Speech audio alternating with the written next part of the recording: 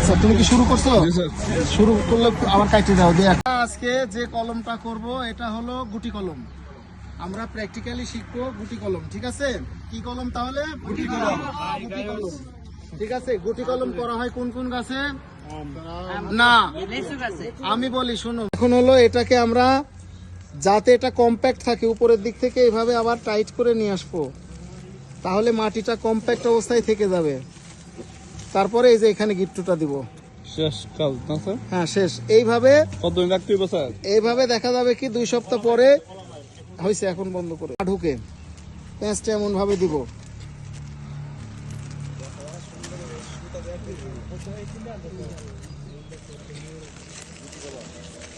এই যে এখন এই পাশে একটা গিট্টু দিব, এই পাশে একটা গিট্টু দিব। সাধারণত গোড়ার দিকে আগে দিতে হয়। দাও সুতাটা দাও।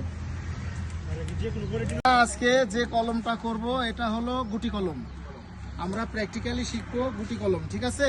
কি কলম তাহলে? গুটি কলম। গুটি কলম, ঠিক আছে। গুটি কলম করা হয় কোন কোন গাছে? না, আমি বলি শোনো।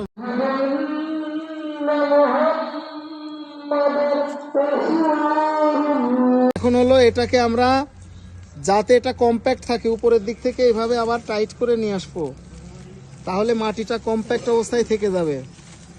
তারপরে এই যে এখানে গিট্টুটা দিব।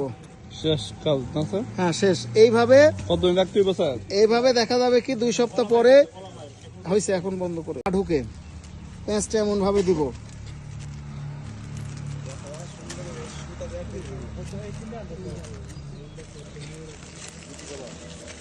এই যে এখন এই পাশে একটা গিট্টু দিব, এই পাশে একটা গিট্টু দিব। সাধারণত গোড়ার দিকে আগে দিতে হয়। দাও সুতাটা দাও।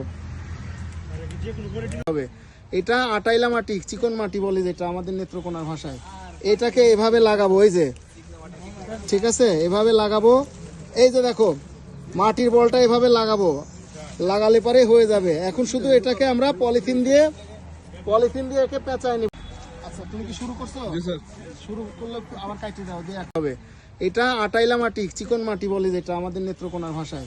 এটাকে এভাবে লাগাবো, এই যে, ঠিক আছে? এভাবে লাগাবো। এই যে দেখো মাটির বলটা এভাবে লাগাবো, লাগালে পরে হয়ে যাবে। এখন শুধু এটাকে আমরা পলিথিন দিয়ে একে পেঁচাই নিব।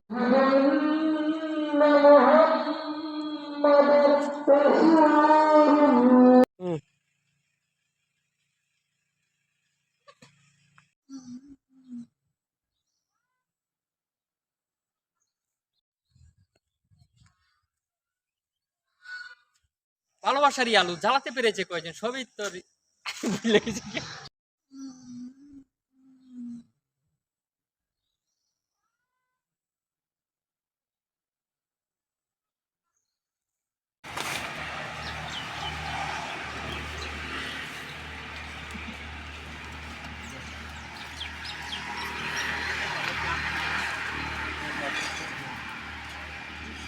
যারা সুন্দরভাবে আলাদা করতে তো ভাই সেটা কিন্তু মার্কেট হয়ে দিচ্ছে। আমি চারটা ভাগ করতেছি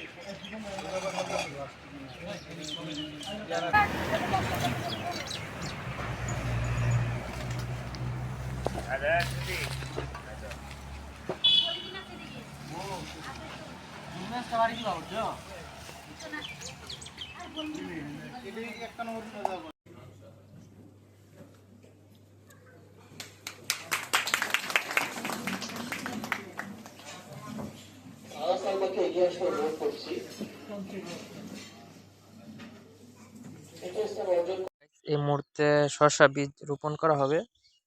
মাটিটাকে সুন্দর করে আলতো করে নেওয়া হয়েছে। এখানে পুরাটা জায়গার মাধ্যমে শসা বীজ লাগানো হবে।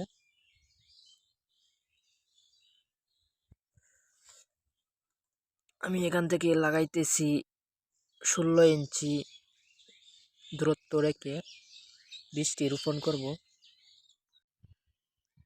আজকে জানুয়ারি মাসের 16 তারিখ। আজকে বীজটা রোপণ করতেছি। 1 নম্বর হাইব্রিড বীজ যেটা, এটা দিয়ে আমি শসা চাষ করব। প্রায় 1 বিঘা জমির মাধ্যমে আমি শসা চাষ করতেছি। হ্যালো গাইস, এই মুহূর্তে আমি শসা যে হাইব্রিড গুটাটা, যেটা